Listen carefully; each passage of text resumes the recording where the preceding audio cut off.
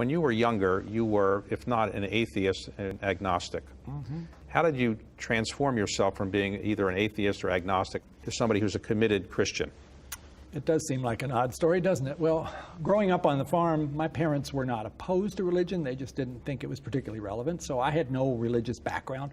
Got to college, you know, those conversations in the dorm about what do people believe, and I didn't think I believed in any of it. So I was an agnostic, but by the time I got to graduate school, I was shifting even more to being an atheist, and I would not be too comfortable keeping quiet if somebody was talking about the supernatural, because it was all about, you know, nature and how you study it and how you describe it.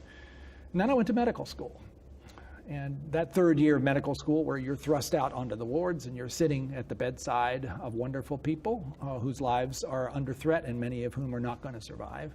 And you really start to realize that your own thinking about life and death has been pretty unsophisticated compared to the reality of what these people are facing. And I realized that I was a scientist. I was supposed to make decisions about really important questions based on evidence, and I'd never really considered whether there might be evidence supporting the idea that there really is a God.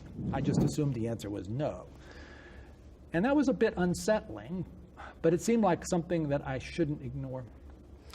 So I began sort of asking those people I knew who were believers, how can you do this without checking your brain at the church door? Because isn't this just a perfect example of irrationality?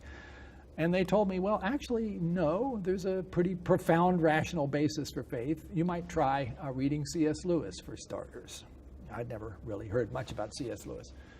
But picking up some of the things he'd written, particularly Mere Christianity, made it clear to me, oh my gosh, there's an incredibly compelling, intellectual, rational basis for faith, which I had totally missed and assumed didn't exist. It took me a couple of years of fighting against that, trying to prove that this was all wrong and that I could stick with my agnosticism. But ultimately, I realized I couldn't, that it was so compelling.